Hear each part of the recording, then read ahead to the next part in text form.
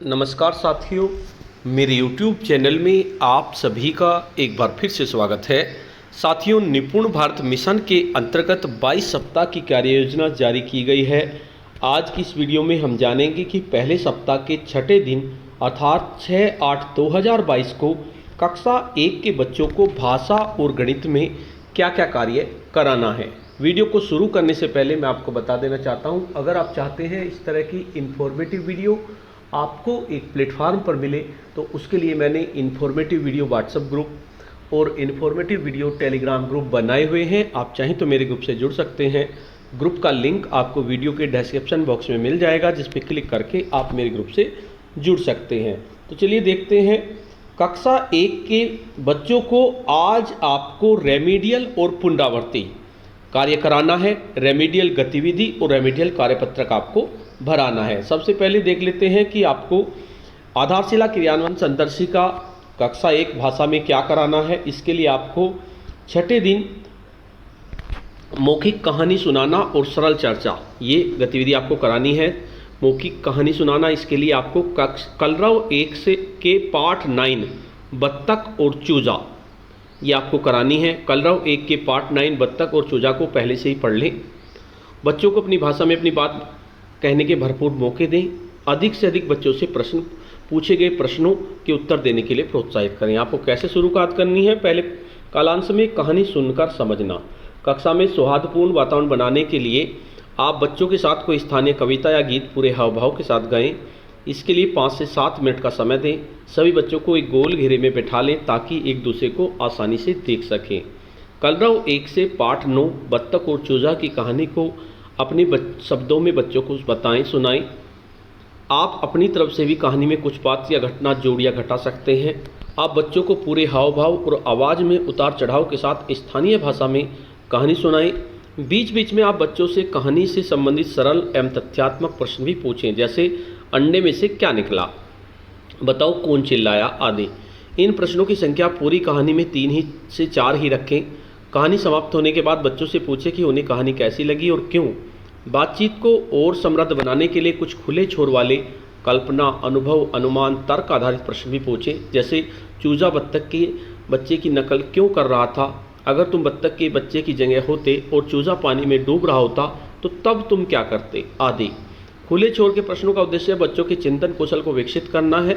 इसलिए बच्चों के जवाबों को सही और गलत में बांटकर देखने से बचें और उनके हर उत्तर को स्वीकार करते हुए उनका प्रोत्साहन करें। उसके बाद आपको लेखन कार्य कराना है। इस कहानी के आधार पर बच्चों को कोई चित्र बनाने के लिए कहें। बच्चों को उनके द्वारा बनाए गए चित्र को अपने साथी को दिखाने और उस पर थोड़ी बातचीत करने को कहें। इस दौरान आप घूम घूम कर उनकी आपस की बातचीत को सुनें। फिर किन्हीं 3-4 बच्चों को सभी के साथ अपने चित्र पर बातचीत करने के लिए कहें। इसके साथ साथ आपको अपनी शिक्षण प्रक्रिया की समीक्षा भी करनी है। क्या सभी बच्चे सहजता से चर्चा में भाग ले पा रहे थे? यदि नहीं तो इन बच्चों की पहचान करें और जानने का प्रयास करें कि इन्हें कहाँ परेशानी हो रही है। उसके बाद आपको दूसरे कालांश में अलग अलग ध्वनियों की पहचान, सुनो सुनो अब ये बताओ, ये गतिविधि करानी है। इसके लिए आपको कोई स्थानीय कविता चाहिए, कागज़ की गेंद, कार्यपुस्तिका, ये सब आपको चाहिए। कहानी का चयन आप पहले से ही कर लें। और आपको खास बात ध्यान रखनी है, कार्यपुस्तिका के बाद सभी बच्चों के कार्य का अवलोकन करना है। अगर सुधार के बिंदु हो तो उन पर सकारात्मक रूप से सुझाव दें, उनका प्रोत्साहन करें।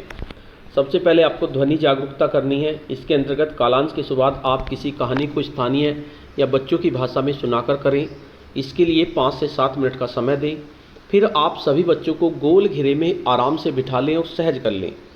बच्चों को बताएं कि आप उनमें से किसी एक को एक गेंद देंगे और ताली बजाएंगे। जब तक ताली बजती रहेगी तब तक बच्चे गेंद को अगले बच्चे की ओर बढ़ाते रहेंगे।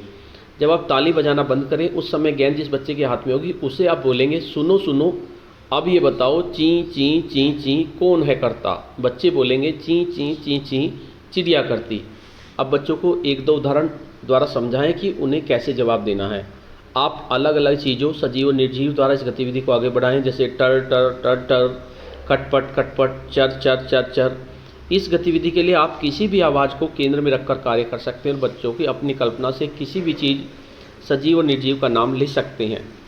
आप इस सप्ताह के गृह कार्य को करने के निर्देश उदाहरण सहित बच्चों को दें। आप गृह कार्य के भी उदाहरण अब बच्चों को देने हैं।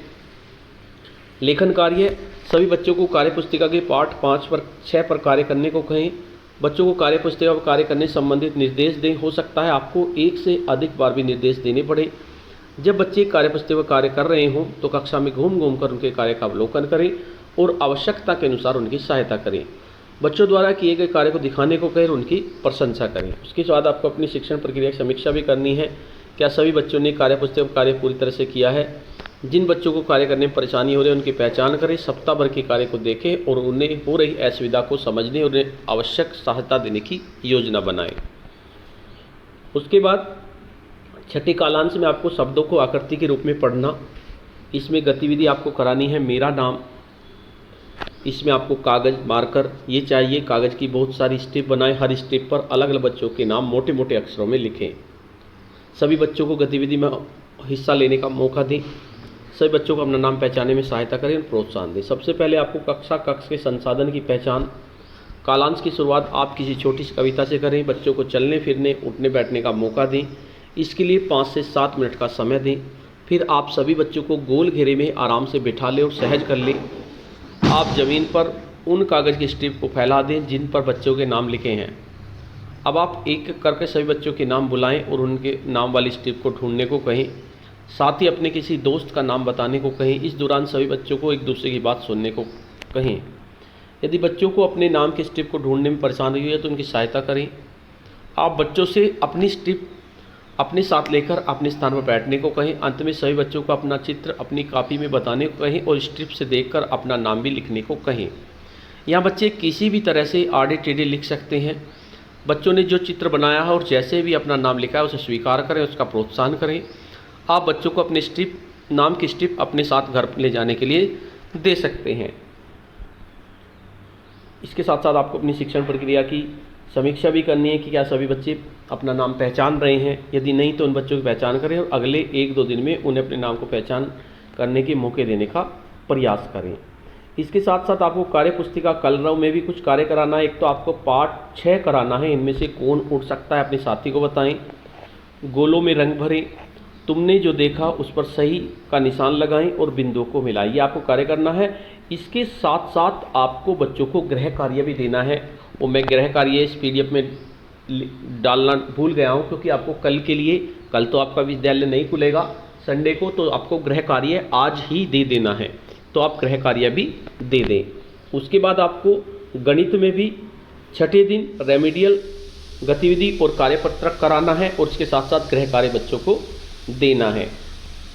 इसमें आपको आधारशिला क्रियान्वयन संदर्शिका गणित, इसमें आपको अभ्यास गतिविधि 6 करानी है। क्या जल्दी और क्या देर से। इसका उद्देश्य है गतिविधि के प्रकार और उनमें लगने वाले समय के संबंध को समझना। इसकी तैयारी संपूर्ण कक्षा के बच्चों को 2-2 समूह में बांट लें। संसाधन अलग अलग आकार के बर्तन। गतिविधि कराने के चरण। शिक्षक गतिविधि को बच्चों को एक चुनौती देते हुए शुरू कर सकते हैं कि चलो देखते हैं कौन समय ज़्यादा लेता है और उन्हें कुछ कार्य दे सकते हैं, जैसे अलग अलग बर्तनों में पानी भरने के लिए कह सकते हैं। शिक्षक अलग अलग बर्तन जिनका अलग अलग आकार हो सकता है, विभिन्न आकार के 2 बर्तनों में पानी भरने के लिए कहें। यह समूह में भी कराया जा सकता है या एक ही बच्चे से दोनों बर्तनों को भरवाया जा सकता है। समूह के प्रत्येक सदस्य एक एक करके बर्तन को भरेंगे और बाकी सदस्य शिक्षक की सहायता से भरने में लगने वाले समय को नोट करेंगे। अब सभी समूह के लगने वाले समय के बारे में चर्चा की जाए और किस समूह ने जल्दी कार्य पूरा किया, किस समूह ने देर से। ये गतिविधि आपको करानी है। इसके साथ साथ आपको कार्य पुस्तिका कलरव में अभ्यास 6 कराना है। जो अलग है उसे पहचान कर घेरा लगाएं। जो भी अलग चमक रहा है बच्चे उसमें घेरा लगा देंगे। इसमें भी आप घेरा लगवाएंगे बच्चे से। जो अलग है उसे पहचान कर घेरा लगाएं। तो ये आपको कार्य कराना है। इसके साथ साथ आपको गृह कार्य भी देना है। गृह कार्य का भी एक पेज दिया हुआ है, वो मैंने भूलवश PDF में नहीं डाला है, आप उसको देख लीजिए। तो साथियों, आज की वीडियो में इतना ही। आपको यह वीडियो कैसी लगी? अगर आपको वीडियो अच्छी लगी तो इस वीडियो को लाइक करें, शेयर करें, वीडियो पे कमेंट्स करें।